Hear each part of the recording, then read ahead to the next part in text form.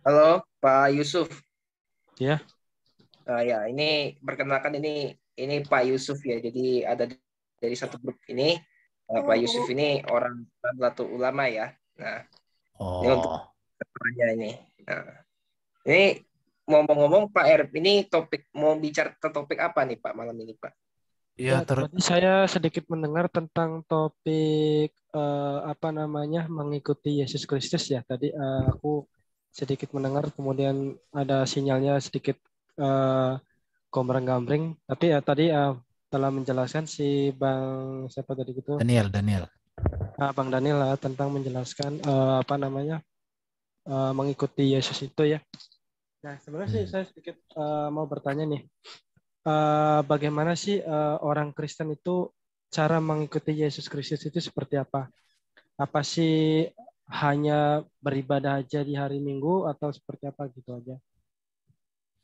Eh, ada satu ayat di dalam Alkitab mengatakan, hendaklah kamu sempurna sama seperti Kristus sempurna.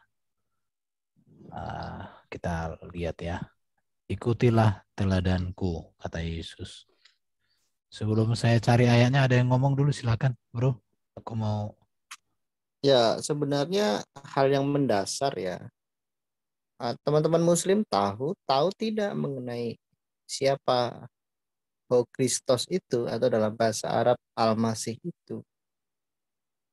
Hmm. Baru kita bahas aspek-aspek yang lebih mendetail mengapa orang Kristen itu mengikut Kristus gitu dalam arti mengimani jalan keselamatan itu.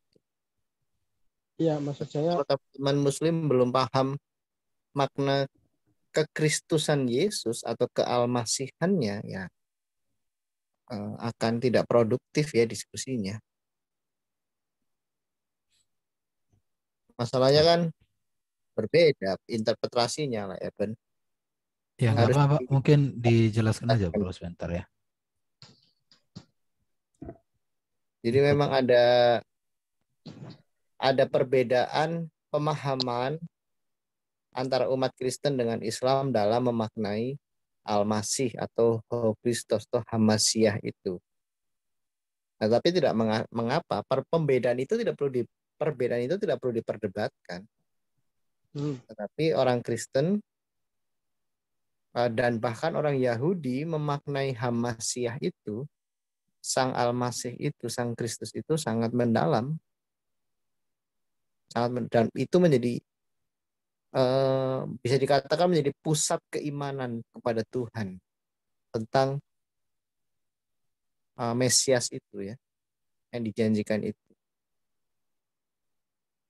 Bahkan orang Yahudi sampai saat ini masih menanti-nantikan.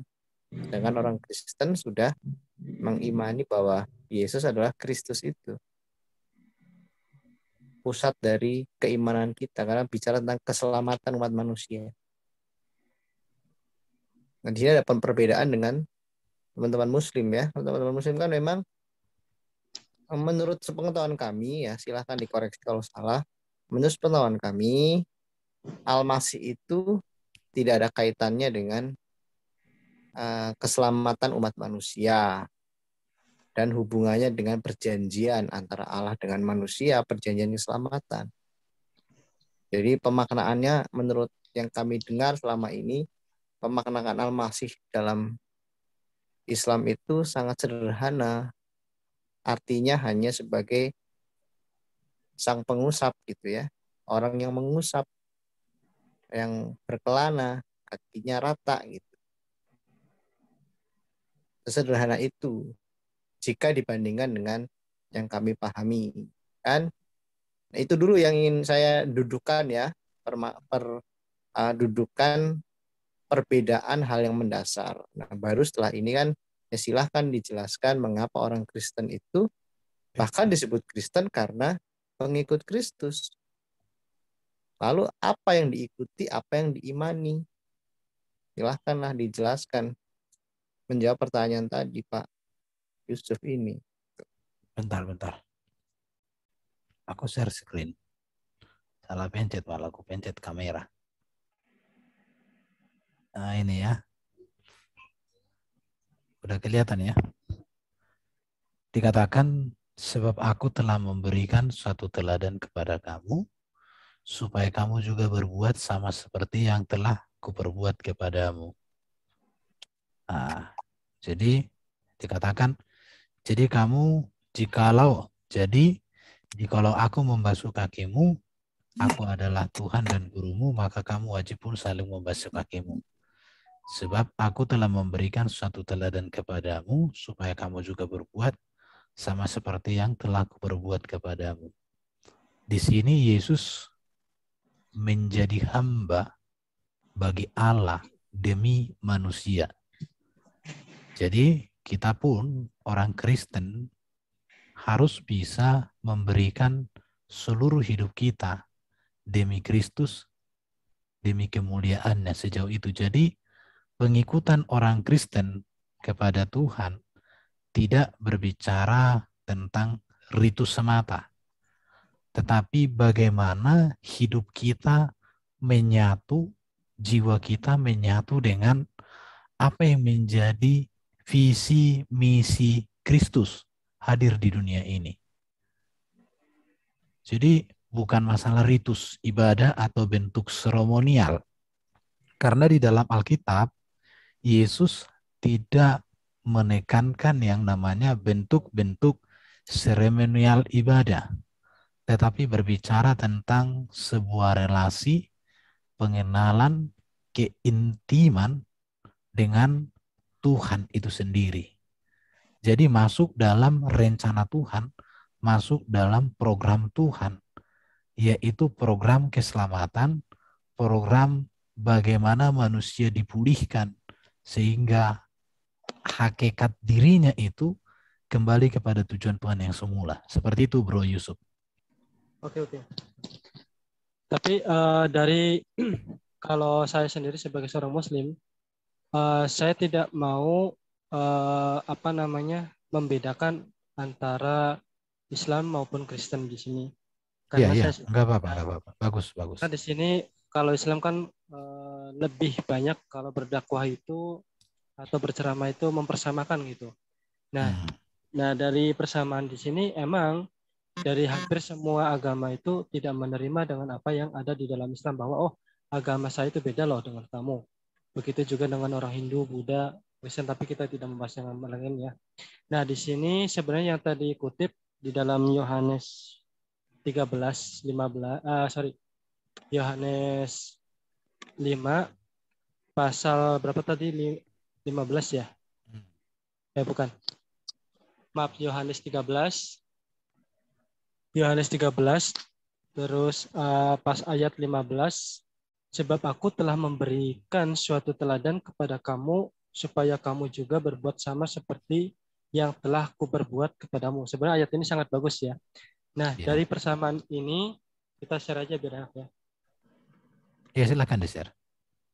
Di sini beliau bilang bahwa aku ini adalah suri tauladan gitu kan. Jadi apa yang saya dapati dari berbagai kitab suci, nah ini setiap nabi atau setiap tuntunan yang membawa istilahnya mengajarkan suatu ajaran gitu adalah suri tauladan.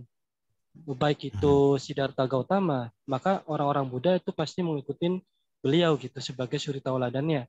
Kemudian di zaman Nabi Musa, mungkin orang-orang Yahudi sebagai suri tauladan zamannya Yesus gitu kan. Nah, maka yang menjadi suri tauladannya adalah Nabi Isa. Nah, Quran dengan suatu persamaan juga dari Quran surat Al-Ahzab ayat 20 sini disebutkan bahwa sungguh telah ada suri tauladan kepada Rasulullah baik bagimu, yaitu bagi orang-orang yang mengharapkan rahmat Allah dan kedatangan hari kiamat, dan yang banyak mengingat Tuhan, mengingat Allah gitu kan. Nah, di sini yang saya tanyakan tadi bagaimana sih cara mengikuti cara Yesus hidup itu seperti apa? Kemudian makanya ada ayat di dalam Al-Quran bahwa Nabi Muhammad itu dikatakan bukan seorang malaikat, andaikan gitu kan, yang diutus itu adalah malaikat. Sementara malaikat itu istilahnya goib gitu kan. Kita tidak pernah tahu bagaimana sih cara makan, kemudian bagaimana beliau itu caranya minum. Makanya Tuhan itu menurunkan manusia, atau istilahnya utusan itu berasal dari manusia gitu. Maksudnya untuk mengikuti tata caranya dia gitu kan. Misalkan Nabi Muhammad dia misalkan masalah makan aja. Nah, masalah makan ini diatur gitu. Harus cuci tangan dulu. Nah, kalau misalkan mau tidur ya harus berdoa dulu. Semua apa perempuan. Nah, kalau misalkan di dalam Kristen itu kan istilahnya keselamatan, memang itu benar keselamatan.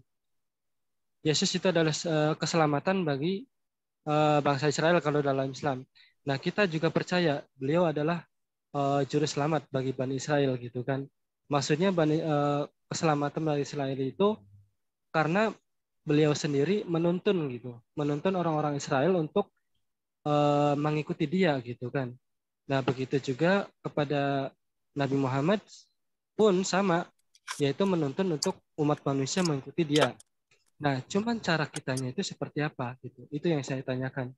Apakah hanya keselamatan hanya istilahnya berdoa gitu aja gitu kan, atau kita pun gitu mengikuti caranya dia gitu. Oke. Saya mau share screen, Bro. Saya share screen untuk menunjukkan bagaimana ajaran Yesus ya. Yang pasti Yesus itu kan tidak berbicara tentang hukum-hukum lahiriah ya. Karena kalau kita bicara hukum-hukum lahiriah, itu sudah sangat ketat, itu ada di dalam kitab Taurat. Bahkan orang Yahudi itu ada peraturan-peraturan semua di kitab Taurat. Tetapi kitab Taurat itu untuk apa seperti yang Bro Yusuf sampaikan tadi itu udah jelas. Bagaimana kalau ibadah di bait Allah, bagaimana kalau melakukan ini dan itu di PL semua ada. Tetapi Yesus datang untuk memberikan kita bukan hukum dunia lagi, tapi hukum kerajaan surga.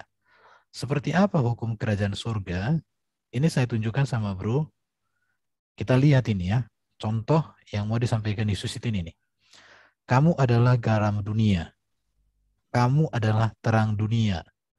Kamu adalah kota yang terletak di atas bukit. Ini lebih dari sekedar masalah makan dan minum. Tetapi bagaimana orang Kristen itu atau pengikut Yesus itu menjadi garam. Garam itu ini bahasa simbol, contoh anti daripada pembusukan. Itu garam. Garam itu digunakan menjadi pupuk. Garam itu menjadi penyedap rasa. Bahkan zaman dahulu garam itu barang yang sangat berharga. Jadi Yesus mengatakan kalian jadi garam dunia. Bukan garam dapur ya, apalagi gudang garam. Yesus katakan kamu terang dunia. Terang itu artinya melihat segala sesuatu. Jadi bukan lagi sekedar hanya pakaian bagaimana, pakaian begini. Itu sudah ada. Dalam tradisi Yahudi itu sudah ada yang namanya cara berpakaian. Sudah ada tata cara duduk, semua sudah ada. Maka Yesus datang membawakan sebuah ajaran yang sangat luar biasa. Baru dikatakan Yesus di sini ya. Yesus dan hukum Taurat, ini sudah Yesus jelaskan di sini semua ini. Detail di sini semua, di pasal 5 ini, saya hanya sampaikan garis besarnya ya. Ini semua, bagaimana mengasihi, bagaimana berbuat baik, bagaimana mengendalikan hawa nafsu, bagaimana bergantung pada Tuhan, semua ada di situ. Di pasal 6, ini bagaimana memberi sedekah. Bagaimana kita memberikan yang terbaik untuk orang lain tanpa mengharapkan balasan. Bagaimana cara berdoa? Yesus sudah mengajarkan.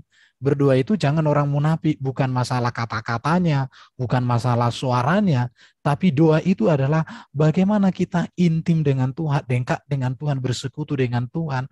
Semua ada dalam ajaran Yesus. Dua-duanya di sini, Bapa kami yang di surga, dikuduskanlah namamu. Kalimat doanya ini sangat dalam artinya ini. Baru hal berpuasa. Yesus juga mengajar tentang hal berpuasa. Berpuasa itu bukan berbicara berapa hari, berapa lama. Tetapi berpuasa itu berbicara tentang hidup kita sibuk dengan Tuhan. Sampai kita mampu mengesampingkan hal-hal yang berbicara tentang makan dan minum. Jadi esensi berpuasa yang diajarkan Yesus itu bukan makan ini, pagi makan banyak, malam makan banyak, hanya nggak makan siang, bukan begitu. Tapi puasa itu artinya memusatkan hidup kepada hal-hal kerajaan surga sampai kita mampu mengendalikan keinginan-keinginan kita secara jasmani, baik tentang makanan, baik itu tentang dosa. Itu yang diajarkan Yesus di dalam hal berpuasa ini. Baru hal mengumpulkan harta, bahwa harta kerajaan surga, hidup yang kekal, lebih berarti dari hal apapun yang ada di dunia ini. Jadi kita tidak boleh memusatkan diri hidup di dunia hanya untuk memperkaya diri. Boleh kaya, iya. Tapi bukan itu tujuan, bukan itu intinya. Intinya adalah bagaimana segala aktivitas kita di dunia ini dilakukan dalam nilai-nilai kerajaan surga dan bertujuan untuk kemuliaan kekal dan keberkahan bagi orang lain. Itu ajaran Yesus. Hal kekhawatiran. Bagaimana kita jangan khawatir tentang hidup ini. Yang pasti adalah kita tekun, kita kerja, kita belajar, kita berbuat apa yang kita buat. Biarkan Tuhan memberkati. Semua ada di sini nih bro. Nah ini ya. Ini pasal apa ini? Pasal 6. Pasal 7. Hal menghakimi. Kita tidak boleh menjadi hakim untuk orang lain. Iya. Tapi kita harus menjadi berkat. Penghakiman itu serahkan sama Tuhan. Kalau ada orang berbuat salah, kita punya hak untuk menuntun, mengarahkan, mengayomi, menyadarkan. Bukan kita menghakimi maka kita ambil keputusan, lantas kita hukum, kita rame-ramekan, kita gotong royong, kita masakan. Nggak kayak gitu. Karena menghakimi itu artinya di sini serahkan kepada posisi orang yang tepat untuk hal itu. Apalagi sekarang ini kan ada orang main hakim sendiri ya. Baru hal yang kudus dan berharga, hal pengabulan doa. Semua ada ini, jalan yang benar. Semuanya di sini, hal pengajaran sesat. Jadi saya katakan di dalam ajaran Yesus itu semuanya sudah lengkap sebenarnya kalau hanya berbicara tentang bagaimana bentuk-bentuk seremonial. Kalau berbicara tentang bagaimana tata cara ibadah, saya bisa tunjukkan ini di Keluaran ini. Di imamat, semua ada di sini bro, di imamat. Apa yang bro sampaikan tadi itu semua ada di dalam kitab imamat ini. Imamat mulai pasal 1, ya. Di sini imamat pasal 1 ada korban-korban yang harus dipersembahkan. Ini sampai pasal 5 ini. Korban-korban semuanya ada. Baru nanti kalau kita belajar lagi di dalam Keluaran pasal 20-an, ini semua ada pakaian imam-imam di sini, semua ada peraturannya. Jadi Alkitab itu ini nih, petunjuk untuk mendirikan kemah suci, semuanya ada sebenarnya. Jadi kalau hal hukum seremonial semua sudah ada di dalam kitab PL mengenai kandil, bagaimana kandil itu pakaian imam-imam, mengenai kemah suci, mengenai korban bakaran, mengenai pakaian imam ini ada semua di sini. Jadi masalah etika dan moral kalau untuk peraturan-peraturan itu di kitab PL itu lengkap. Bahkan dari apa yang Bro sampaikan tadi itu menurut saya di PL itu sudah tertulis semuanya, lebih detail malah. Ah, itu aja dulu bro, supaya jangan terlalu panjang. Nanti jadi cuma aku yang ngomong terus ini. Oke, silakan. Ya, kalau dari semua ajaran Yesus, kita tidak pernah menyalahkan. Dan ini semua yang dijelaskan bro ini sungguh sangat bagus. Dan Alhamdulillah umat muslim telah melaksanakan gini gitu. Nah, tadi yang sedikit menyinggung, mohon maaf. Yang tadi yang masalah tadi masalah garam ini Matius 5 maaf. Matius 5. Bisa gantian share aja. Enggak apa-apa, aku share. Tinggal Bro sebutkan, bisa aku share kok. Matius 5 ayat. Oke, Matius 5 ya. Nah, ini. Ini. Tadi oke. Di sini memang sangat jelas ya, kamu itu adalah garam dunia. Maksudnya garam dunia itu jika garam itu menjadi tawar dengan apakah yang diasinkan gitu kan. Jadi yang disebut di sini garam dunia ini adalah di sini di ayat 14 telah jelasin lagi kamu itu adalah terang dunia. Nah, terang dunia itu yang dimaksudkan itu adalah posisi di mana murid Yesus ini adalah orang-orang yang yang didekatkan gitu, yang didekatkan kepada Tuhan, yang didekatkan kepada nabinya gitu kan, sama seperti apa yang diwahyukan kepada Muhammad. Nah, kalau diwahyukan dalam Nabi Muhammad pun pernyataan pun sama. Kamu itu umat Islam adalah umat yang terbaik yang dilahirkan untuk manusia. Di dalam Quran surat Al-Imran ayat 110. Nah, di sini jadi kalau menurut saya ya tidak jauh berbeda dengan apa yang Nabi ajarkan gitu kepada sahabat-sahabatnya atau murid-muridnya seperti itu. Nah, sementara yang dilakukan oleh Yesus tentang hukum Taurat, apa namanya, Yesus ini tidak hanya berbicara tentang berpuasa. Emang puasa itu sebenarnya sih emang di dalam Islam sendiri, yaitu tujuannya itu untuk bertakwa, yang mana dijelaskan, wahai kamu orang beriman, berpuasalah sebagaimana sebelum kamu, agar kamu menjadi orang yang bertakwa. Nah, kalau di dalam ajaran Yesus pun tidak jauh berbeda gitu kan. Harus berpuasa itu emang kita harus apa namanya, suci gitu kan, atau lagi kalaupun kita apa namanya tadi untuk menghakimi seperti, ya tidak jauh berbeda sih, ya hampir sama gitu. Nah, di situ kan ada apa namanya, mengenai tadi. Nah, ini juga ucapan syukur, ya tidak jauh berbeda lah gitu kan. Nah, cuman yang saya tanyakan ini Bang, dari berbagai ajaran Yesus ini, apakah atau ada gitu secara umat Kristen apa namanya, melakukan salah satu daripada ajaran Yesus? Soalnya yang saya tahu sendiri, misalkan apa namanya, puasa gitu 40 hari gitu kan, kebanyakan dari umat Kristen itu tidak melakukan gitu, atau kan ya ini hanya yang setahu saya ya. Iya, puasa Atau, ya. Tanya dulu makna puasa apa lah? Udah saya jelaskan tadi. Jadi Ya, tadi gini bro jelasin. ya, puasa itu kan di dalam konteks Kristen itu tidak berbicara berapa hari, bagaimana gini, tetapi bagaimana seseorang memusatkan hidupnya kepada Tuhan sampai dia mampu mengendalikan hawa nafsu dirinya terhadap dosa, baik terhadap hal-hal lahiriah. Saya pernah berpuasa 3 hari 3 malam tidak makan. Saya fokus hanya untuk baca Alkitab, hanya untuk ibadah. Pernah. Itu ya. Tapi kalau 40 hari saya belum. Tetapi perlu juga untuk saya sampaikan sama bro bahwa Yesus tidak pernah mengatakan begini di dalam kitab suci. Aku puasa 40 hari 40 malam, kalian juga. Enggak begitu ya. Tetapi tapi kalau kita mau, ada juga orang sih yang puasa 40 hari, cuma sekali dia makan dalam 1 hari bisa. Ada. Dan itu kan bukan tidak diharuskan, tapi kalau rindu, kalau pengen memang melakukan itu hal yang bisa dilakukan, bro, di situ. Ya. Saya pernah contoh setiap hari. Iya. Orang Kristen gini, jadi bukan karena disuruh orang, bukan karena diancam, kalau kamu nggak puasa masuk neraka, bukan. Tapi lebih kepada begini ya, lakukan yang kamu cintai, cintai yang kamu lakukan. Lakukan dengan sungguh-sungguh. Tujuannya adalah kamu dekat dengan Tuhan, kamu diubahkan dalam Tuhan, kamu sungguh-sungguh dalam Tuhan. Itu intinya. Jadi bukan berapa puluh hari, kalau nggak lakukan nggak dapat pahala, bukan. Bukan begitu konsep dalam Kristen tentang puasa. Seperti itu, bro. Atau ada teman-teman yang mau nambahkan, silakan. Jadi yang sebenarnya gini ya, yang Pak Yusuf ingin bahas kan sebenarnya mengikuti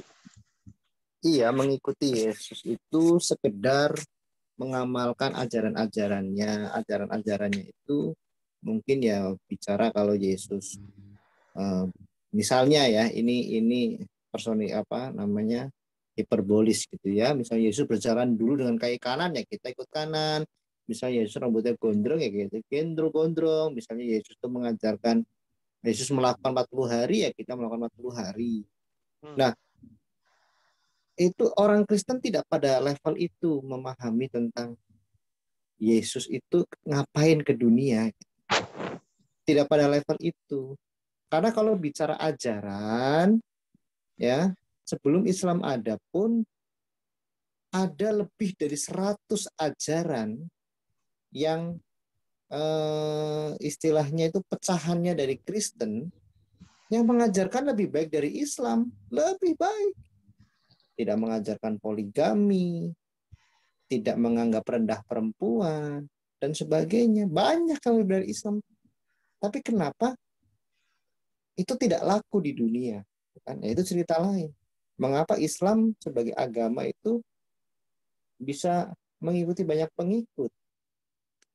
Nah, kekristenan tidak pada konteks itu, kerangka itu, Pak, yang tadi Bapak sampaikan.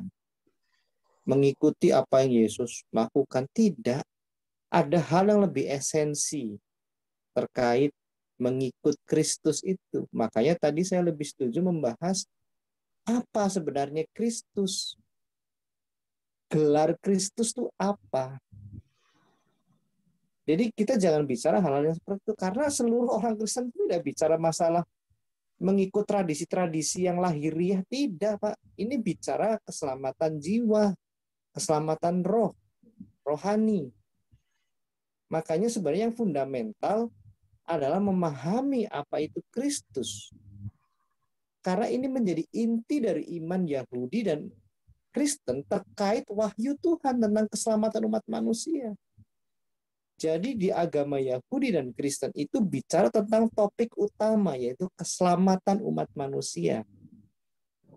Selain pengenalan akan Allah yang esa, Allah yang ehad, Allah yang tauhid, itu sudah tidak jadi soal. Ketika Islam hadir di abad 7 mengusung tema monoteisme, ya maaf saja kami juga terheran-heran. Itu mengusung apa? Dengan yang seolah-olah menganggap Kristen tidak monoteisme. Nah, tetapi yang lebih penting sebenarnya mengenai ya hal yang utama selain pengenalan akan Allah yang benar, yaitu pengenalan tentang jati diri manusia yang sudah rusak oleh dosa. Natur manusia yang diciptakan tidak ada dosa. Mengapa ada dosa? Bumi ini yang tidak ada kerusakan, mengapa ada kerusakan? Makanya orang Kristen itu topik utamanya bicara tentang keselamatan yang termaktub di dalam perjanjian antara Allah dengan manusia. Makanya kitab sucinya disebut kitab perjanjian. Berisi tentang penggenapan perjanjian yang lama, digenapi di perjanjian yang baru. Nah, teologi tentang perjanjian ini sebenarnya yang seharusnya maaf ya, disempurnakan oleh Islam. Misalnya kalau Islam menganggap tidak sempurna, tetapi kenapa yang disempurnakan tentang monoteisme? Kan begitu. Nah, oke. Masuk ke substansi pertanyaan Bapak tadi mengenai mengikut Kristus. Mengikut Kristus itu kita bicara bagaimana orang Kristen ini beriman kepada janji Allah. Adam dan Hawa diselamatkan karena imannya kepada janji Allah. Janji tentang keselamatan.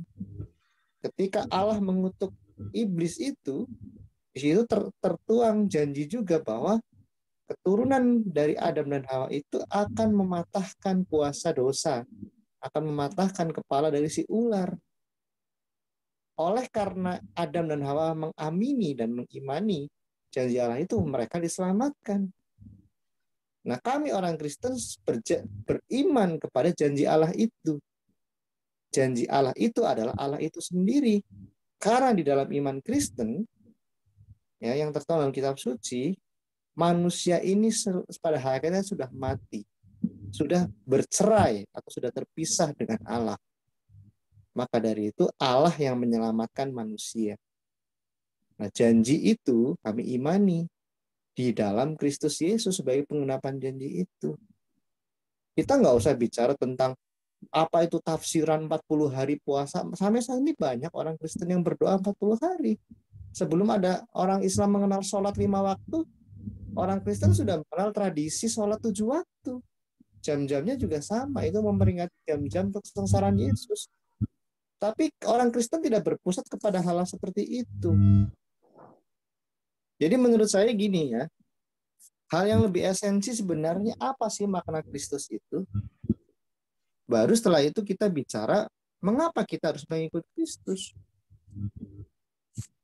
Karena orang Kristen keselamatan bukan dibangun berbuat ini, berbuat itu. Tidak ada satupun perbuatan manusia yang dapat menyelamatkan dirinya. Quran pun mengatakan itu. Keselamatan karena rahmat Tuhan, rahmat Allah.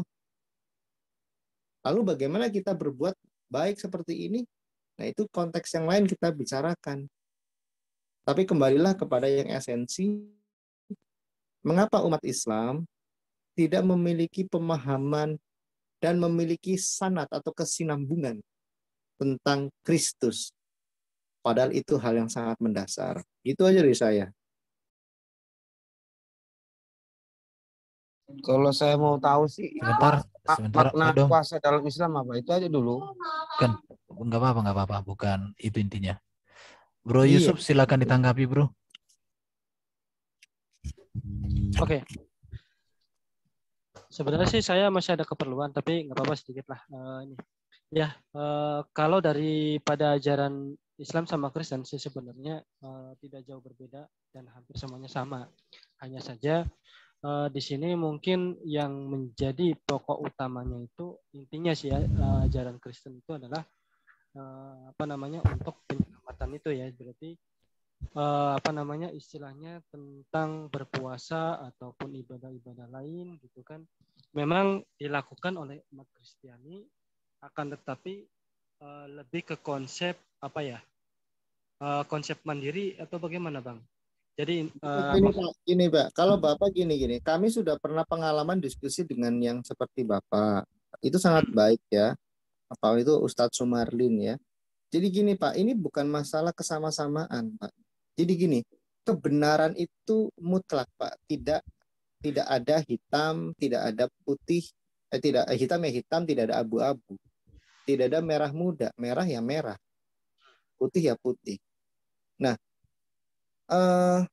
bagi iman Kristen, apa yang diajarkan Islam tentu itu dianggap sebagai bid'ah atau heretik atau penyimpangan. Kalau bagi iman Kristen, untuk iman Kristen, saya tidak menuding dari luar itu, karena saya nanti dianggap menyerang dan menodai, tidak.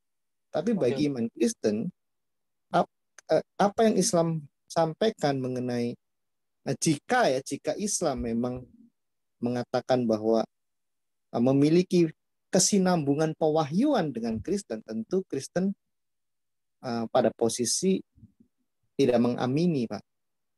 Karena banyak sekali ajaran-ajaran di dalam Islam yang bertentangan dengan ajaran-ajaran dalam iman Kristen.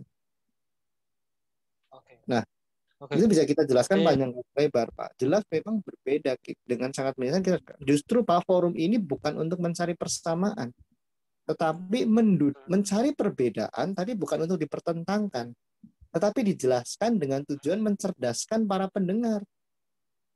Kesamaan-kesamaan itu iya memang ada, tetapi itu bukan yang substansi. Karena yang substansi kita sudah berbeda. Karena Yesus Kristus itu adalah nabi penutup. Dia nabi segala nabi, imam segala imam, hakim segala hakim, dan raja segala raja. Dalam konteks kealmasihannya atau kekristusannya. Sedangkan nabi setelah Yesus itu pasti dianggap nabi palsu, guru palsu, dan sejenisnya. Itu menurut kitab suci kami. Jadi dasarnya pewahyuannya sudah berbeda. Tidak ada wahyu lagi, Pak. Yesus Kristus adalah pewahyuan puncak, Ibrani 1. Jadi tidak ada pewahyuan lagi. Tidak ada pewahyuan lagi setelah Yesus. Karena Yesus adalah pewahyu khusus, pewahyuan terakhir pada umat manusia. Itu bicara tentang keselamatan, Pak. Jelas berbeda, bukan disamakan. Dialog apologetika ini tujuannya adalah untuk memperjelas pembedaan itu, bukan untuk dipertentangkan, tapi untuk mencerdaskan para pendengar di sana. Itu sih, Pak. Karena bahaya sekali ketika Bapak menyamakan Isa Al-Masih yang di Quran dengan Yesus Kristus. Menurut iman Kristen itu sudah berbeda, baik secara sejarah maupun secara teologis. Itu sih, Pak. Oke. Ya, seperti dari awal yang saya katakan, bahwa memang dari dahulu Islam itu istilahnya menyamakan daripada wahyu yang sebelumnya, baik itu berasal dari Hindu, Buddha maupun Nasrani, Yahudi, dan semua agama. Kami percaya gitu bahwa Tuhan itu kan telah menurunkan banyak kitab suci gitu kan ya. Nah, dari banyaknya kitab suci ini, dan yang paling update itu adalah Al-Quran lah istilahnya, yang kepercayaan kita. Memang dari hampir semua agama itu tidak setuju dengan apa yang disebutkan oleh umat Islam, bahwa kitab suci Alkitab itu adalah berasal milik orang Kristen itu sendiri gitu kan. Tidak bisa disama-samakan dengan agama lain. Begitu juga dengan kitab Weda, bahwa Weda juga ini adalah kitab orang Hindu gitu, tidak bisa disama-samain yang lain.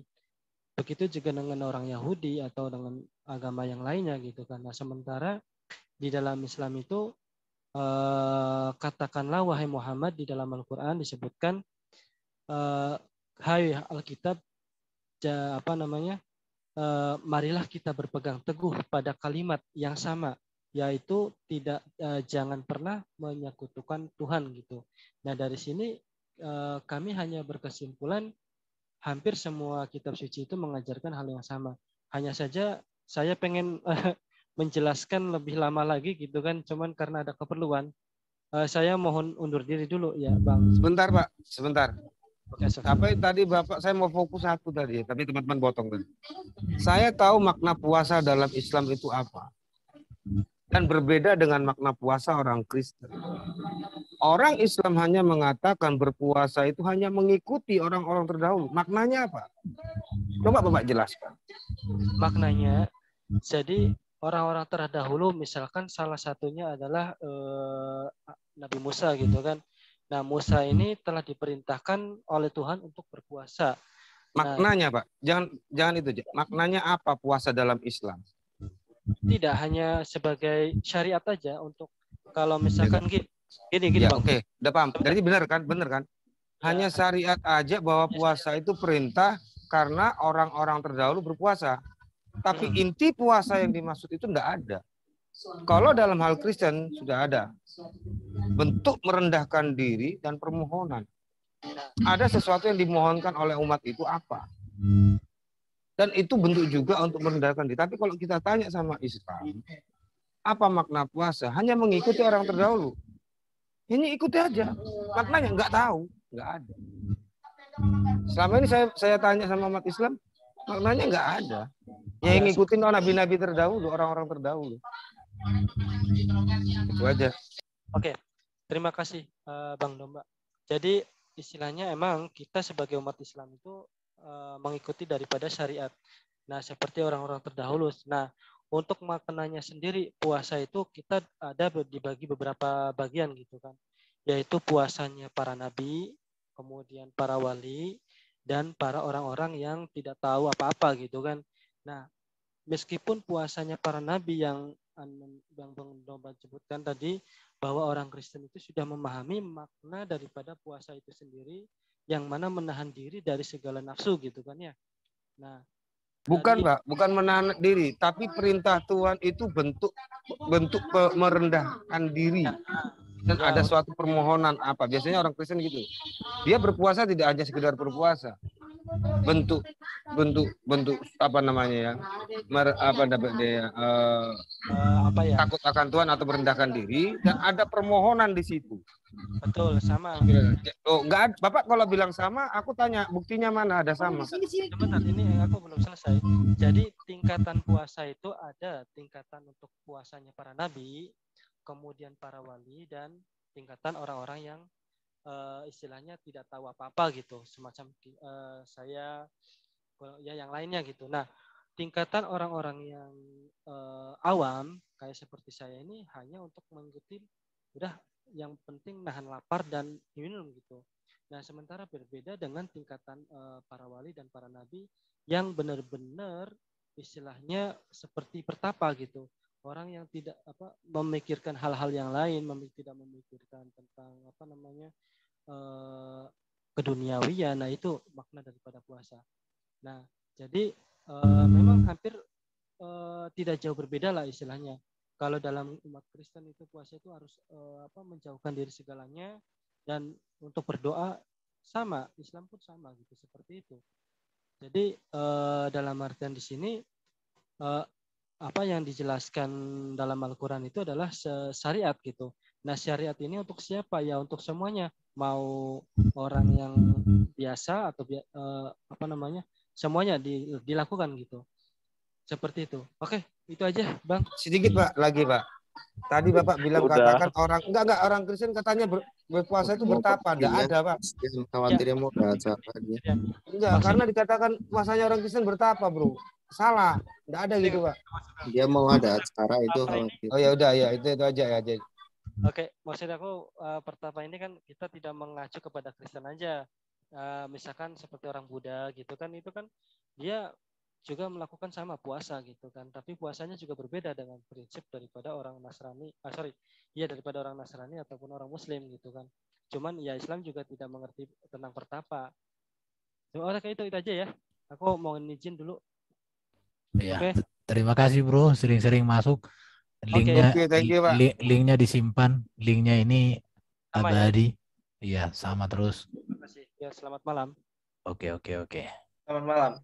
Cuman ya, Malam. iya. AA ini siapa ini, Bro A? Nah, saya pernah masuk ke sini kok Bro Erben. Oh ya, aku pernah dengar Tapi suaranya.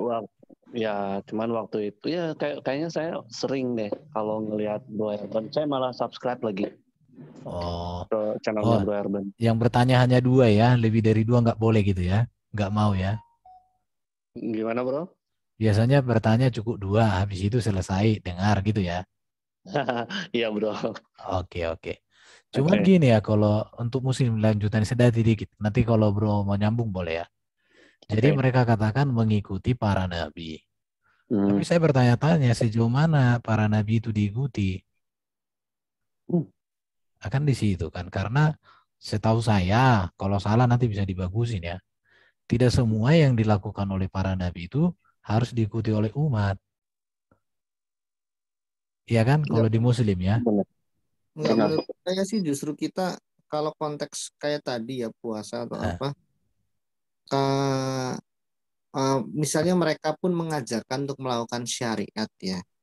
Sebenarnya itu malah baik ya. Artinya karena banyak orang Kristen pun yang tidak memahami apa itu hukum-hukum Allah, ajaran-ajaran. Kalau Islam hadir mengingatkan bahwa pentingnya untuk mengikuti meskipun sekedar mengikuti tanpa paham maknanya, itu sebenarnya sudah lebih baik daripada orang Kristen yang mengaku punya iman kepada Tuhan tetapi bahkan tidak ingat apa itu perintah-perintah Tuhan. Jadi gini. Maksud saya kalau kita tadi Pak Yusuf itu mengatakan bahwa ya memang Islam itu yang mengingatkan harus mengikuti syariat. Dalam konteks itu sebenarnya kita harus apresiasi karena banyak juga orang Kristen yang sering melupakan hukum-hukum Allah, ajaran-ajaran itu yang termasuk saya sebagai Kristen juga sering melupakan. Nah, maksud saya begini, kita tidak perlu terus mengkritisi, kamu tuh cuma bisa ngikuti, tapi kamu nggak paham maknanya. Loh, kita juga banyak yang seperti itu kok orang Kristen. Malah kita juga banyak yang nggak paham itu. Apa itu hukum-hukum atau syariat dari Tuhan. Maksud saya, kita ketika mengkritisi teman-teman Muslim seperti itu, saya khawatir kita tidak ingat siapa kita yang sering juga melupakan. Bahkan saking mengkompromikan, ada yang disebut dengan liberalisme dalam kekristenan. Sangat liberal, dan itu terjadi kok. Kalau kita ingat ya, setelah reformasi Protestan, mungkin 200 atau 300 tahun itu ya, sekitar tahun 1800-an, terjadi liberalisme agama Kristen, sehingga memunculkan ribuan denominasi. Kita harus ingat itu. Kita jangan menjadi fanatik yang berlebihan. Nah, makanya penting sekali kita memegang prinsip bahwa kita minimal tahu tentang syariat atau hukum-hukum di dalam iman, di dalam agama lah, katakan seperti itu. Meskipun kekristenan bukan bicara masalah agama. Ketika kita mengkritisi teman-teman Muslim, kenapa kamu itu nggak paham makna ini, makna itu, makna sekedar mengikuti. Menurut saya itu justru menempelak kita sendiri. Karena kita juga buru-buru mengikuti teladan. Kita malah nggak paham apa yang dilakukan dan diajarkan. Makanya tadi saya berusaha membawa Pak Yusuf sebenarnya bicara tentang hal yang lebih esensi. Nggak usah lah sama-samain, beda-beda. Terutama perbedaan yang sangat mendasar. Kalau bicara yang di atas dasar atau di atas fondasi, nggak usah ngomong Islam Kristen. Bidat-bidat Kristen pun banyak yang lebih baik dari apa yang, maaf ya, apa yang Islam ajarkan menurut pandangan kami, perspektif Kristen. Tapi bukan masalah itu. Kita bicara yang dasarnya, bukan bangunan di atasnya. Yang hanya nampak di atas tapi di bawahnya rapuh.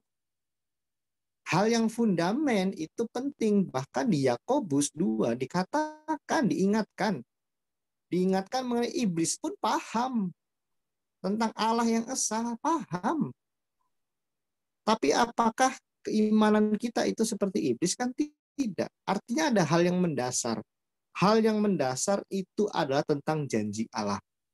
Makanya kekristenan itu bicara tentang perjanjian lama dan perjanjian baru. Jangan cuma bisa nyebut Alkitab perjanjian lama, perjanjian baru, tapi tidak paham bahwa pusat dari pewahyuan kekristen dan kekristenan, pewahyuan Allah adalah bicara tentang perjanjian. Perjanjian keselamatan. Ya, benar. Menurut saya, kalau dialog lintas iman ini kita hanya bicara yang di atasnya, apa itu doa nungging, doa berdiri, doa terbang, sunat kulupnya lah, kulupnya nanti di padang mahsyar balik lah, apa. Loh, itu kan kita terhanyut dalam skenario setan, iblis. Yang perlu kita lakukan adalah mengapa ada yang mengajarkan Yesus yang lain di 2 Korintus 11 ayat 4. Artinya pengenalan akan Yesus itu mutlak. Tidak boleh salah. Harus tepat. Karena dari Yesus Kristus itulah ada hidup yang kekal. Ketika kita salah mengenali Yesus Kristus sebagai janji Allah, maka salahlah kehidupan kita tentang keselamatan kita. Kalau kita membuang waktu hanya bicara mengenai apa itu puasa 40, puasa 10, doa nungging lah, tepuk tangan lah, pakai ketupat lah, puasa apa lebaran, itu dibelokkan oleh narasi setan sih menurut saya, iblis lah. Itu sih teman-teman yang ingin saya sampaikan sih. Ya, jadi saya setuju sama Bro, karena apa ya, kebanyakan orang-orang Muslim ini debatnya yang tidak esensi. Misalnya kenapa makan babi, itu yang lebih dipentingkan. Apalagi ya, masih banyak sih. Kayak contohnya kenapa doa orang Kristen tuh nggak ngata kegiblat gitu tuh. Nah, Dia katanya itu. nggak bertuhan katanya.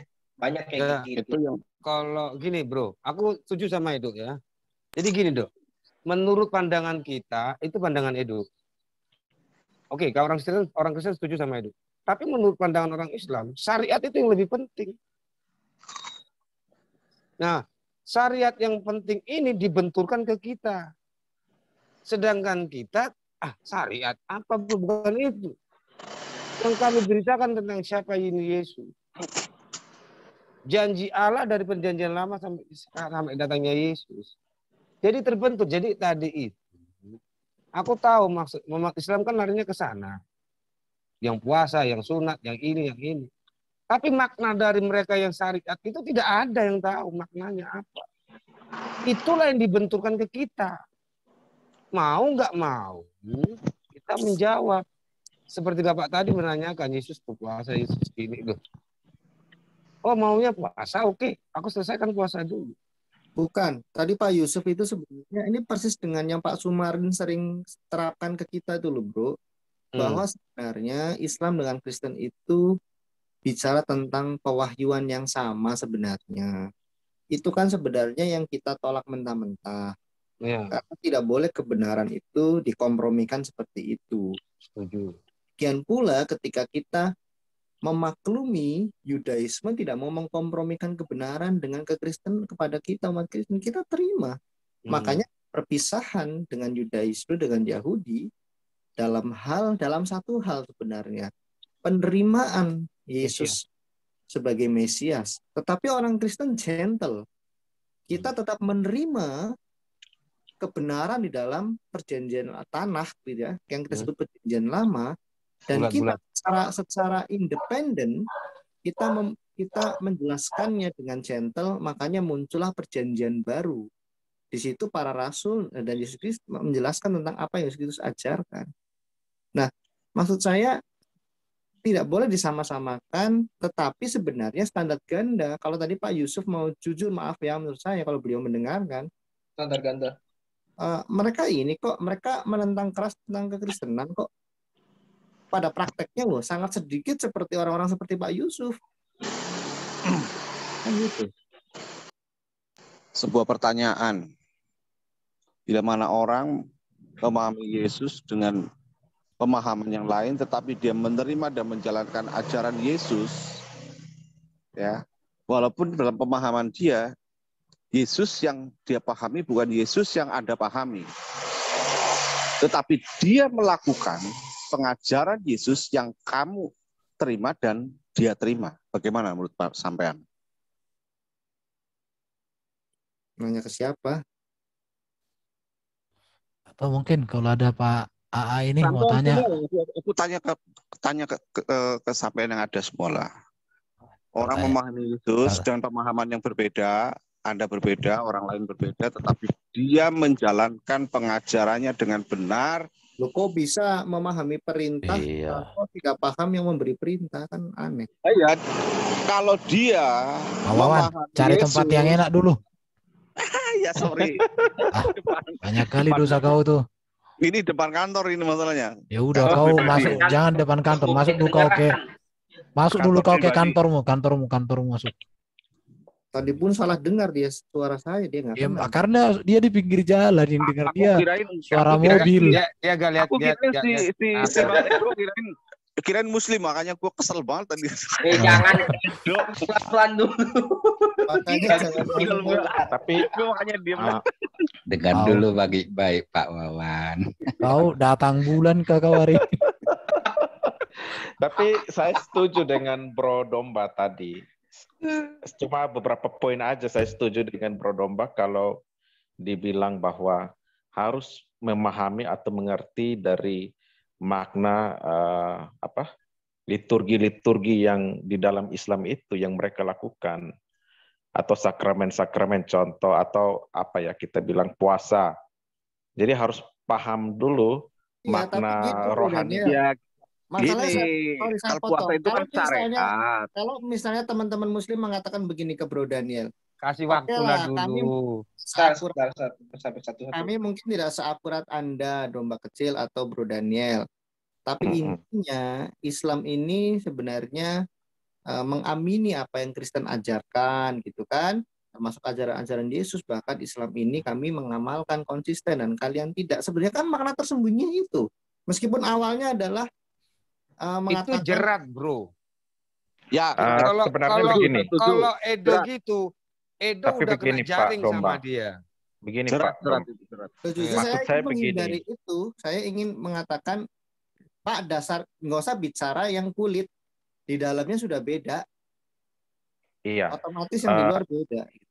Iya, maksud saya begini. Ketika kita, karena begini, sudut pandang mereka ketika berbicara tentang Mesias atau Isa itu sudah pasti berbeda. Tidak mungkin mereka mau menerima konsep tentang Mesias itu dari kekristenan karena sudah ada penjelasannya. Nah, maksud saya begini. Ketika kita berbicara tentang contoh tadi puasa, hal berpuasa, nanti kita tanya kan ke mereka, mereka tidak paham tuh makna rohaninya seperti apa, karena itu adalah gambaran ada ya hal-hal alegori kan yang di dalamnya kita bisa jelaskan tentang puasa itu bagaimana. Nanti dari penjelasan itu kita bisa tarik ke belakang, nanti itu akan menyentuh pada penjelasan Sang Mesias ini. Contoh hal tentang persembahan. Makna mempersembahkan korban itu kan ada maknanya. Itu nanti kan ujung-ujung lari ke pengorbanan Mesias juga. Jadi kalau pemahaman tentang Mesias atau Kristus itu berbeda, tetapi ketika kita menjelaskan tentang makna-makna liturgi atau hal-hal yang dilakukan oleh orang Kristen, contoh persembahan dan segala macam, atau yang dilakukan oleh orang Yahudi, maka ketika ini kita tarik ke belakang, itu akan punya benang merah yang jelas untuk menjelaskan tentang Kristus ini, Mesias ini. Dan mau nggak mau mereka pasti tidak akan bisa tidak akan bisa mengelak itu, dan itu akan menjawab semua yang selama ini mereka tidak bisa jawab. Jadi hal-hal yang mereka lakukan, contoh puasa dan sebagai macam potong korban, itu kan tidak ada penjelasan yang jelas. Ini larinya kemana kalau berbicara tentang korban? Tetapi kalau kekristenan berbicara tentang korban, itu semuanya ada benang merahnya yang saling berkaitan sampai kepada Mesias itu. Nah, itu akan membuka cakrawala berpikir mereka, oh ternyata tidak sesederhana itu kalau kita berbicara. Boleh tanya nggak? Boleh tanya nggak, Bro Daniel? Ya boleh. Ini orang belum selesai potong-potong aja. Udah tahu maksudnya. Gini, Yesus terus 40 hari 40 malam. Nah, sekarang marifat dari puasa Yesus itu bagaimana? Silahkan. 40 hari, oh maksudnya makna ya, makna rohani dari, ya itu memang kalau kita berbicara kan Yesus ada alegori di situ. Yesus berpuasa itu kan bukan alegoris. Iya, itu peristiwa real. Aku jawab sedikit. Tapi kalau kita berbicara mau diajarkan apa yang mau diajarkan Yesus. Sebentar. Ketika kita berbicara kenapa harus 40? Penjelasannya kan apa? Kenapa harus 40 gitu? Apakah ada penjelasannya kan? Kan Pak Wawan mau cari penjelasan itu kan? Tapi kalau aku melihat gini ya, puasa Yesus itu kan sebenarnya kan itu persiapan Yesus masuk dalam pelayanan. Jadi artinya bahwa Yesus memang benar-benar mempersiapkan diri sematang mungkin karena dia menyadari ada satu tugas yang sangat besar yang harus dia kerjakan. Kita bisa pikirkan bahwa dia harus menuntaskan itu dengan waktu 3,5 tahun pekerjaan itu diselesaikan, dan itu sudah cukup. Lebih malah untuk kita. Jadi saya melihat itu, tapi bisa juga itu dikaitkan dengan bagaimana juga Musa ketika dia memang benar-benar ketika membawa hukum ke dunia, ya kan, di Gunung Sinai kan dia puasa juga di sana. Jadi Musa membawa hukum yang tertulis, tapi itu mematikan. Kenapa mematikan? Karena kan ada hukuman, ada konsekuensi dari setiap pelanggaran. Tetapi Yesus datang membawa hukum yang menghidupkan. Jadi persiapan puasa itu menjadi sebuah persiapan yang sangat besar. Jadi memang perbedaan kita dengan saudara kita Muslim. Ya, sebentar. Udah benar tadi. Saya selesaikan dulu. Tunggu lah Domba, nanti saya mau tanggapin dulu. Jadi Musa itu berpuasa untuk menerima perjanjian, Yesus berpuasa untuk melakukan perjanjian. Menggenapi. Ya. Semua rabi Yahudi itu melakukan itu sebelum dia mengajar. Jadi begini, Pak Stephen, saya tambahkan sedikit saja. Jadi begini, kalau kita berbicara kenapa harus 40, ada makna atau perlambangan di situ kan. Kenapa harus 40? Ini kaitannya sangat jauh, bahkan sampai ke Nuh. Ya kan, di situ Tuhan menurunkan hujan selama 40 hari. Itu dimaksudkan untuk menghapus segala kejahatan di bumi. Nah, puasa ini dimaksudkan untuk menghilangkan segala keinginan daging atau hal-hal yang jasmani itu, hawa nafsu itu. Itu berkaitannya dengan ini. Jadi Tuhan menghukum manusia dengan air bah itu untuk menghapus segala kejahatan manusia-manusia yang jahat ini. Sehingga yang tersisa adalah orang-orang benar, yaitu Nuh dan keluarganya. Nah, ini maknanya lari ke situ juga. Nah, bisa. Apakah ada hubungannya, Bro Daniel, dengan Yesus berada bersama para rasul 40 hari juga? Ya, kalau Bro bilang ada kaitannya, saya rasa itu ada penjelasannya, tetapi tidak bisa sesederhana kita karena di dalam 40 hari itu kan ada banyak hal yang Yesus lakukan. Ya, itu saya belum bisa jelaskan. Tetapi kalau saya mau jelaskan ke kitab Kejadian ya seperti itu perlambangan tentang kalau kita berbicara angka 40 itu ya maknanya apa. Ya itu aja lah Erben. Iya, iya. Jadi artinya penjelasan itu kan yang mau aku sampaikan gini, cara pandang kita Kristen dididik sejak semula dalam memahami Alkitab dengan saudara Muslim itu berbeda. Kita Kristen itu kan dididik untuk memahami dan melakukan yang dipahami. Tapi saudara kita Muslim dalam hemat saya ya, lakukan sesuatu hal, maknanya, tujuannya, dasarnya, yang penting itu sudah dilakukan Nabi. Kita ikutin aja seperti Nabi. Tapi esensi daripada apa yang dilakukan itu tidak tercapai, tidak bisa kita temukan. Dan itu yang sering kita tanyakan. Contoh, mereka mempersembahkan kurban. Apa latar belakangnya? Ibrahim. Apa maknanya? Apa tujuannya? Tanda perjanjian. Perjanjiannya apa? Enggak tahu. Kalau kita jelas, kurban itu apa? Tanda perjanjian. Perjanjian apa? Perjanjian penebusan, perjanjian keselamatan. Makanya kita lihat, jadi kita bisa jelaskan. Ya di satu sisi sih, ini menjadi ketimpangan dalam dialog ya, karena kita kan umat yang selalu bernyatu dengan kitab Yahudi. Bahkan kitab-kitab PB itu tidak bisa dipahami tanpa PL. Dan PL itu juga tidak bisa sempurna tanpa PB. Kenapa? Karena di PL itu kan nubuatan, penggenapannya di PB. PB itu penggenapan tidak bisa dipahami tanpa nubuatan. Tapi kalau Quran kan tidak ada kaitan dengan keduanya. Malah boleh dikatakan ya menyatakan itu penyangkalan karena menuduh salah dan lain sebagainya. Itu menjadi problemnya. Ini ada yang resen ini. Silakan bro.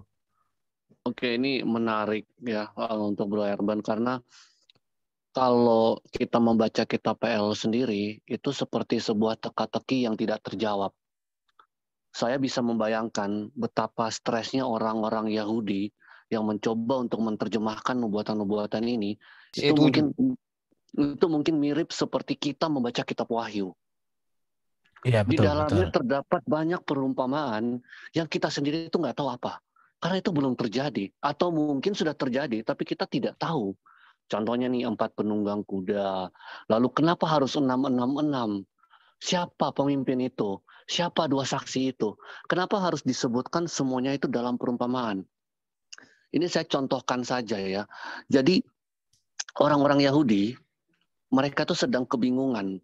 Kenapa pada Mesias datang, Mesias itu datang menunggangi seekor keledai. Keledai. Keledai, maaf. Tetapi di dalam kitab Daniel disebutkan bahwa anak manusia ini akan datang dengan kemuliaan Allah. Datang dengan di awan-awan. Mereka tidak mengerti. Salah satunya lagi mereka tidak mengerti itu, saat Mesias datang, bait Allah itu akan berdiri seterus-terus selama-lamanya.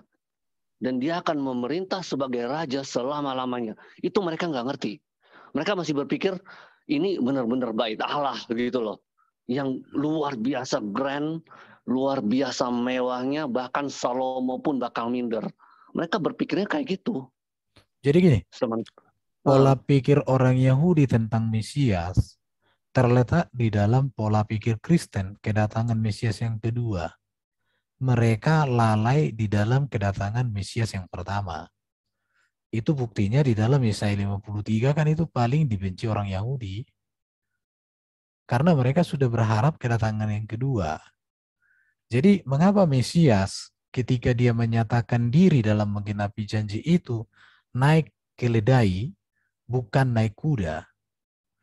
Karena naik keledai itu adalah simbol membawa perdamaian. Maka kedatangan yang pertama itu adalah Yesus juru damai dan juru selamat. Tetapi kalau di yang kedua, itu maka dia akan datang menjadi raja segala raja. Jadi ini paradigma orang Yahudi melompat satu langkah dari apa yang dikerjakan Yesus.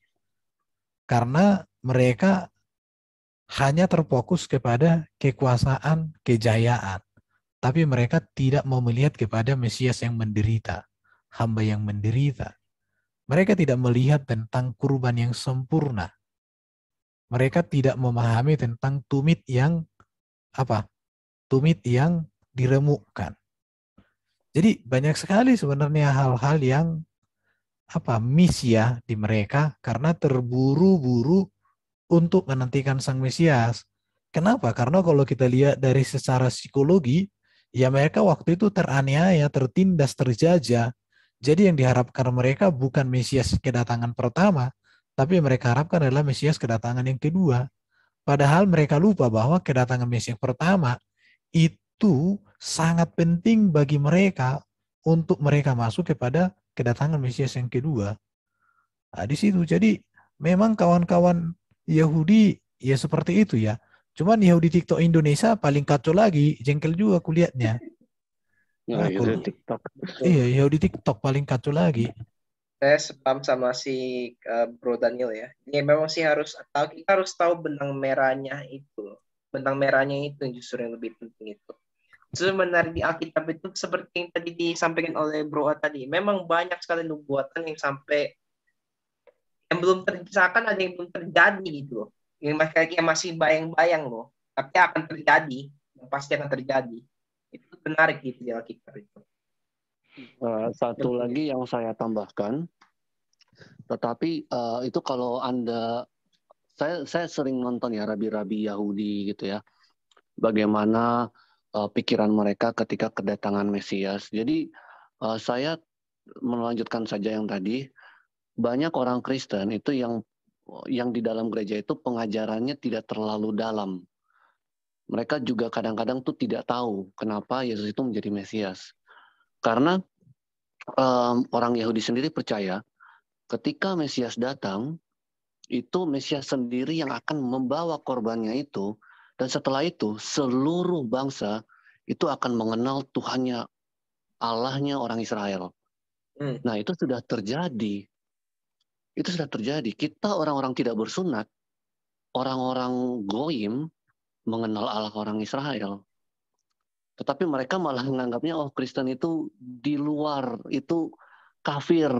Kalian menyelewengkan ajaran yang murni ini, gitu. Itu memang sih. Banyak sih. Bahkan kayak yang contohnya orang yang menista Kristus itu benar-benar terjadi gitu dalam kitab ya, benar-benar terjadi itu. Jadi memang unik sekali gitu. Ini yang kalau dengar salah satu rabi yang namanya Rabi Tovia Singer, dia cukup terkenal. Dia sendiri kadang-kadang terbingung-bingung kenapa orang Muslim itu memakai kata Al-Masih terhadap Yesus. Karena menurut dia apanya yang Al-Masih gitu, kalian sendiri tidak tahu arti Al-Masih. Karena menurut dia Yesus tidak menggenapi semua perjanjian. Karena bangsa Yahudi pada saat zaman Yesus itu dijajah dan ditindas, tidak diselamatkan. Itu menurut pemahamannya dia gitu ya. Tovia Singer itu kalau nggak salah pernah muncul di salah satu channelnya siapa, Lee Strobel kalau nggak salah. Pernah muncul di Lee Strobel. Nah, dia emang juga dia menolak Yesus juga sih. Emang sih kayak gitu dia. Dia Yahudi ya pasti menolak. Yahudi pasti menolak. Tapi sesuatu yang menarik dari Yahudi ini, mereka ini kalau kita ngomongin Rabi Tovia Singer ini ya, dia sendiri setuju dengan konsep roh Allah. Roh Allah itu adalah Allah itu sendiri, dan roh Allah ini ada pada nabi-nabi. Dia percaya itu. Jadi sebenarnya orang Yahudi sendiri pun itu sudah punya konsep Tritunggal ini, tapi tidak punya nama untuk menyebut itu. Yahudi itu cara pandang kita, mereka jelas menolak Trinitas. Ya, Yahudi itu memang banyak sekte kan. Jadi yang dijelaskan Yitzhak itu roh Allah itu adalah, atau ya roh Allah di Kejadian 1 ayat 2 itu adalah ciptaan. Dia bilang itu angin Allah, angin yang bersumber dari Allah kan si Yitzhak. Nah, diakui juga oleh si Valen, ya teman-teman Yahudi KW itu kan mengatakan bahwa itu ciptaan, itu dia bukan Allah. Itzhak itu bukan Yahudi, dia Samaritan. Samaritan. Valen Yahudi TikTok lengkap nih kita. Nah, mereka berdua mengakui mereka gimana jadi Yahudinya. Apakah ibu mereka itu orang Yahudi ataukah mereka memang goyim yang pengen jadi Yahudi? Itu menurut saya itu begitu sih, menurut saya yang tadi yang itu pengakuan saja. Samaritan itu juga Yahudi cuma kawin campur.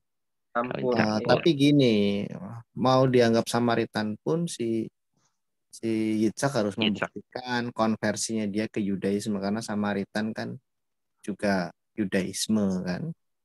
Yudaisme sama Samaritan itu bertempur itu karena hanya 5 kitab Musa itu pun nggak seutuhnya sama. Ya, tapi pada prinsipnya sejarahnya Samaritan itu juga berdarah Yahudi meskipun kawin campur. Ada kawin campur. Ya, karena memang standarnya Yahudi saat itu kan sangat ketat gitu kan. Jadi bahkan secara konsistensi Samaritan itu sangat menjaga loh. Dia bahkan yang boleh dibilang ketika Yahudi sudah mulai kehilangan keterjagaan terhadap tanah atau Torah, Samaritan konsisten menjaga itu. Tapi Yitzhak tidak layak dianggap sebagai bahkan sebagai Samaritan. Menurut saya terlalu pede si Yitzhak mengatakan dia Samaritan. Tidak layak. Orang Samaritan bisa, karena imam yang Samaritan pun itu sangat dihormati loh.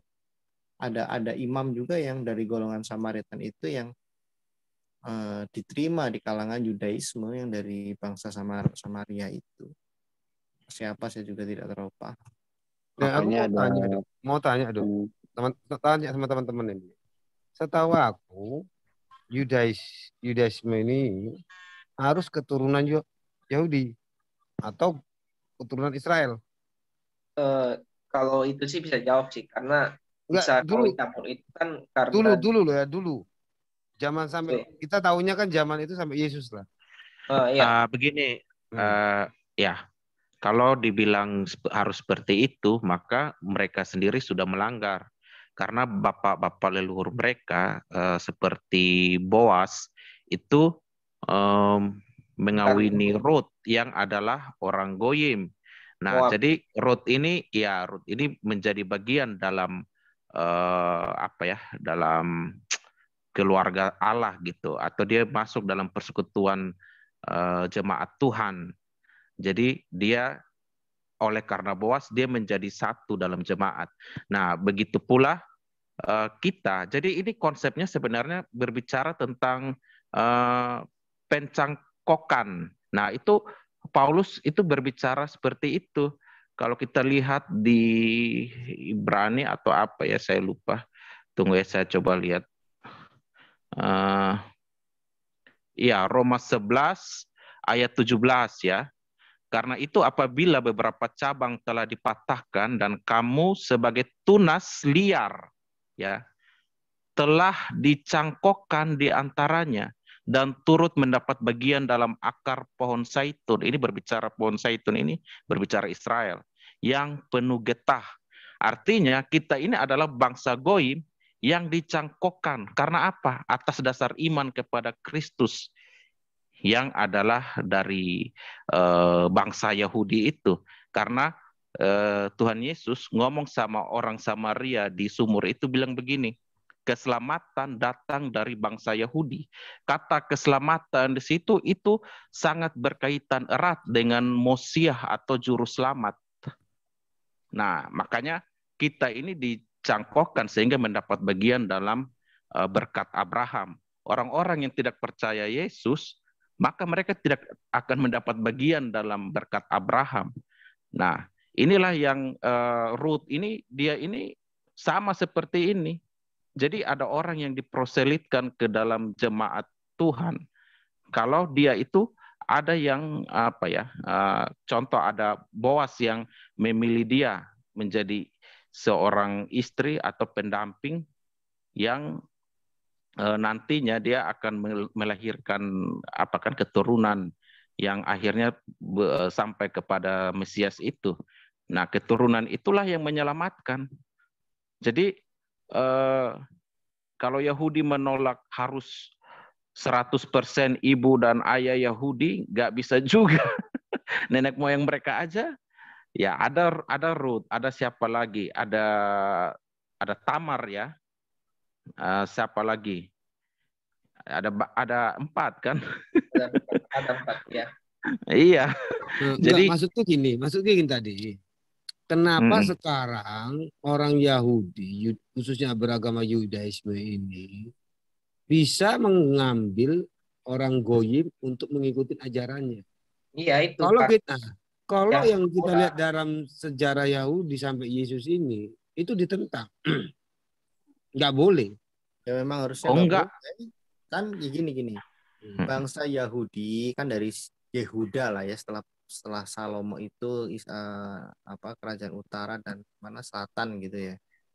Itu kan gini, mereka tetap mengacu kepada perjanjian terakhir antara Allah dan manusia, yaitu kepada Musa ya, hukum Musa. Makanya hukum Taurat itu tetap dipegang oleh mereka, bahkan tidak boleh mengawini bangsa perempuan di luar Israel, kan seperti itu. Tetapi kekristenan kan tidak pada posisi mempertahankan hukum Musa, justru menyelesaikan itu sudah selesai, diganti dengan hukum yang lebih kuat, di mana hukum ini sebenarnya hukum yang diberikan kepada Abraham, yang didasarkan kepada iman dan kasih karunia Allah, dan melalui Abraham semua bangsa akan diselamatkan. Jadi mereka saat ini masih tetap berpegang kepada hukum Musa. Makanya para rasul saat itu sangat menentang sekte Kristen Yahudi Mesianik yang mengimani kemesiasan Yesus tetapi masih mempertahankan hukum Musa gitu ya. Itu ada aliran yang disebut Nasrani, ada Ebionit gitu ya. Itu ditentang oleh para rasul.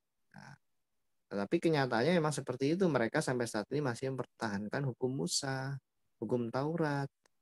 Hukum Musa itu selalu membawa kepada kematian. Kalau orang tidak melakukan hukum Taurat, itu wajib hukumnya adalah mati. Kecuali mereka melakukan pendamaian. Ada pengampunan dosa di situ. Ada pendamaian antara dengan manusia. Harus ada imam, harus ada mesbah, harus ada bait suci, harus ada korban bakaran, dan seterusnya. Itulah yang di dalam iman Kristen dikatakan itu sudah selesai. Sudah diselesaikan semua. Yesus menjadi korban yang terakhir dan selamanya. Nah, inilah hukum Yesus adalah hukum kasih karunia, bukan lagi hukum Taurat. Taurat itu dikembalikan kepada di dalam hati manusia, di mana Roh Allah sendiri yang memimpin. Nah, hukum yang bersifat lebih rohani itu loh. Apakah ini mirip dengan gereja Advent, bro? Karena gereja Advent masih memegang teguh, maksudnya perintah-perintah Musa. Misalnya nggak boleh makan babi, udang, seperti itu. Kalau orang dan ibadahnya hari Sabtu. Nggak ada praktisi orang Advent di sini. Karena setahu saya orang Advent itu tuh bisa itu karena faktor kesehatan juga sih. Ini ya, kalau mengadopsi hal-hal seperti itu baik kok. Ada orang yang misalnya tidak makan kan sebenarnya yang bukan masalah najis itu kan bahasanya sebenarnya unclean, yang tidak bersih.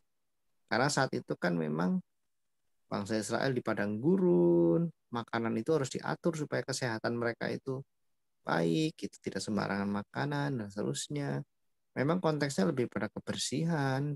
Saat itu belum ada cara beternak yang baik ya, teknologi kesehatan belum ada, ya wajar-wajar saja Allah memberikan aturan itu. Tapi intinya jangan menajiskan dirimu dengan hal yang kotor. Ya kita aplikasikan itu ya baik saja, tapi jangan sampai kita berpusat kepada itu karena itu mencederai hukum Kristus.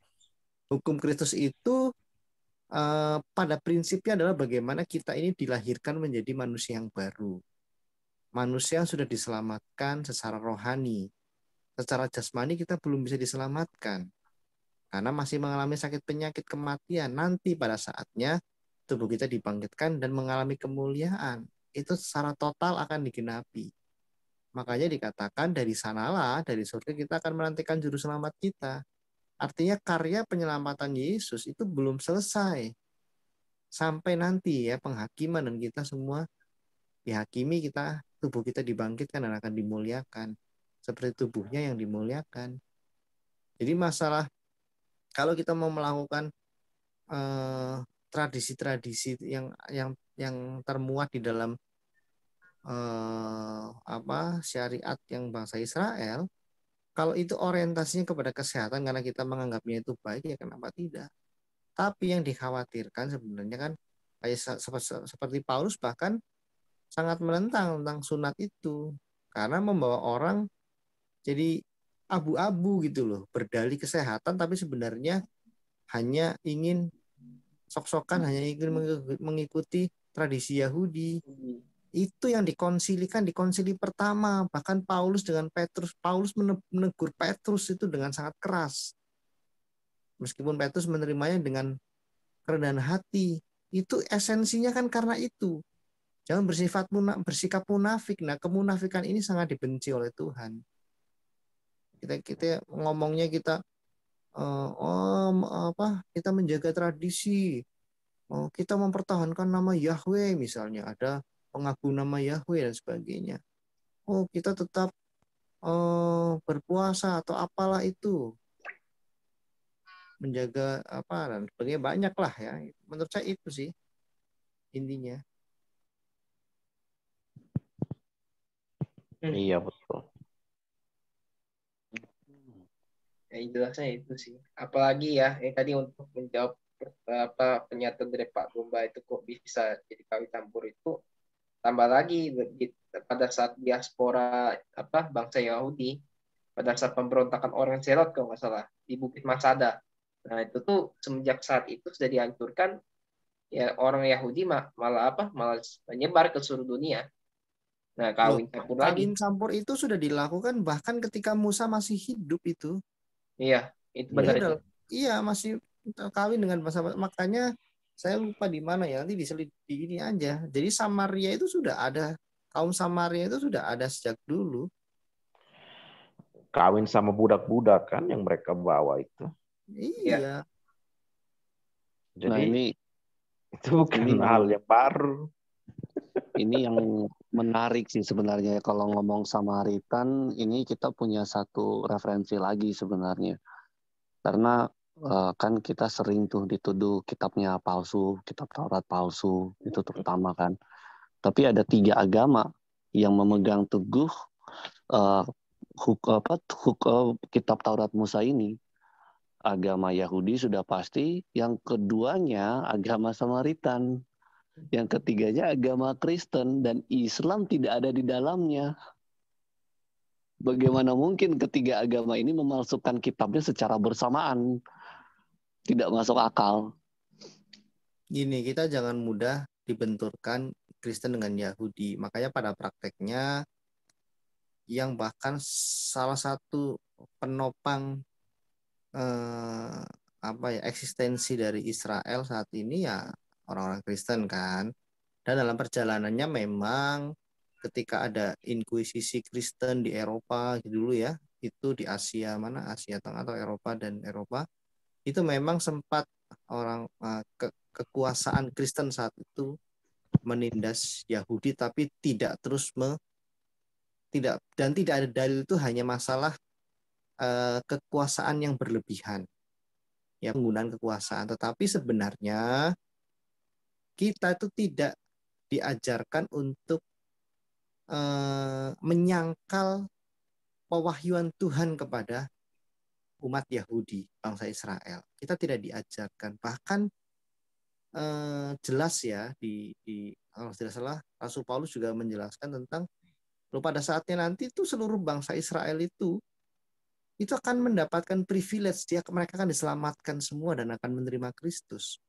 Jadi saat ini sebenarnya ibaratnya kita dipukulin sama Yahudi pun kita nggak boleh ngebales gitu. Maksudnya karena memang kita tidak pada posisi menyangkal mereka.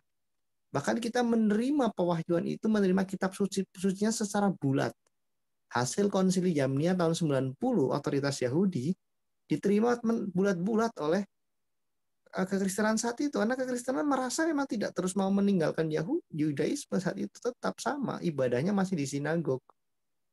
Yang jadi persoalan, setelah kekristenan ini ada agama yang mengatakan memiliki sumber pewahyuan yang sama, yaitu Tuhan yang sama dengan Yahudi dan Kristen, tetapi bertepuk sebelah tangan mengatakan kita ini sudah memalsukan, Yahudi sudah memalsukan Taurat, Zabur, Kristen sudah memalsukan Injil. Apalagi yang bilang yang bilang ajaran Paulus, agama buatan Paulus. Intinya ingin mengangkat tinggi-tinggi, tapi sebenarnya ingin mengangkat derajatnya mereka. Dan nanti setelah kita diangkat, Yahudi dan Kristen dijatuhkan dengan framing tertentu bahwa kita sudah memalsukan Alkitab, Injil, mereka sudah memalsukan ini. Bahkan dalam dalil teologis di fakta ayat, kita ini dituduh menyembah 3 Tuhan. Yahudi dituduh menuhankan Uzair atau Ezra. Ini kan lucu. Tidak pernah terjadi itu. Orang-orang Yahudi bisa marah. Malah menista Yahudi sendiri. Ya makanya lagi ngebahas Kristen yang mana, lagi Quran mereka lagi ngebahas Kristen yang mana, lagi ngebahas Yahudi yang mana. Selama 1400 tahun, Yahudi dengan Kristen sambil minum kopi duduk, kita bingung. Ini lagi ngebahas apa kalian? Teman-teman Muslim, Quran Anda itu lagi ngebahas mana? Mengatakan Kristen menyembah 3 Tuhan? Tidak. Mengatakan kita menyebut Yesus anak Allah, dipikirnya Bapak itu punya istri beranak, istrinya beranak, kan lucu. Mengatakan Yahudi itu menuhankan Uzair atau Ezra, ini kan lebih lucu lagi. Jadi selama 1400 tahun Yahudi dengan Kristen ini minum kopi bareng sambil kipas-kipas, sambil bertanya, kalian itu lagi mengeluarkan banyak peluru, senapan mesin, tapi nggak ada yang kena. Ada yang kena. Itu lagi nembakin siapa? Kita asik ngopi sana cari perhatian gitu, bro. Cari perhatian. Kalau dulu cari perhatian, sekarang mereka cari konten. Supaya bisa diajak ngopi bareng. Cari konten. Iya benar kata Pak Raja ya. Benar kata dia. Jadi cari gitu. Ayat mengenai bangsa Israel tidak bisa membaca kitab yang tersegel itu di kitab Yesaya ya. Pernah tahu nggak ayatnya? Nggak, maksudnya gini, kita jangan memperdalam pembedaan kita dengan Yudaisme Yahudi, tetapi itu menguntungkan umat abad 7. Seharusnya saat ini kan kita sudahlah, Yahudi lu diem aja, nanti kita ketemu pada saat masa penghakiman lu semua diselamatkan, kan bahasa Kristen seperti itu. Kamu domba, kita juga domba gitu, cuma lu domba yang bandel Yahudi gitu kan. Nah, tapi sekarang kita lagi ngomong gua domba, lu domba, tetapi kita jangan sampai diadu sama kambing gitu loh. Ini masalahnya kambing ini berusaha bener-benerin kita. Padahal kambing ini juga merasa dirinya adalah domba gitu. Tahu benturinnya gimana? Islam datang ke Yahudi bilang, bro, Yesus itu Mesias, gigimu peang. Kayak Kristen, bro, Yahudi sholat, gigimu peang gitu. Jadi begini, mulai domba teman-teman. Kalau saya nggak setuju bilang kambing, serigala. Itu salah satu rabi Yahudi. Iya. Keledai liar. Yang namanya Yonatan Sak itu Yahudi rabbinik ortodoks itu dia shiftnya rabi. Tetapi buku-bukunya itu atau penjelasannya itu sering membahas tentang perjanjian baru. Padahal dia itu Yahudi Ortodoks, bahkan pemimpinnya rabi. Nah, artinya Yahudi di sini mereka itu terbelah dua. Sama seperti zaman Tuhan Yesus kan, ada orang yang mengikuti dia tetapi mereka takut, tetapi ada juga orang yang bertentangan. Nah, jadi Yahudi itu tidak sepenuhnya menolak kemesiasan Yesus. Tetapi ada yang masih malu kan karena takut dikucilkan. Sama seperti orang-orang pada zaman Yesus, ada yang sudah percaya tapi takut dikucilkan oleh sesama mereka. Gitu. Itu benar sekali, bro, karena ditanya di jalan-jalan di negeri Israel sama orang-orang Yahudi sendiri, apakah mesianik, karena kan namanya kan mesianik Jew ya namanya ya. Jadi orang-orang Jew, orang-orang Yahudi yang sudah menerima Yesus Kristus, dan mereka bilang enggak, itu bukan Yahudi, itu Eropa. Kalau Kristen itu orang Eropa. Itu nggak ada kaitannya sama kita. Enggak, itu mereka Yahudi keluar. Juga. Kacau itu. Wah, dia itu klaim dari mana itu coba.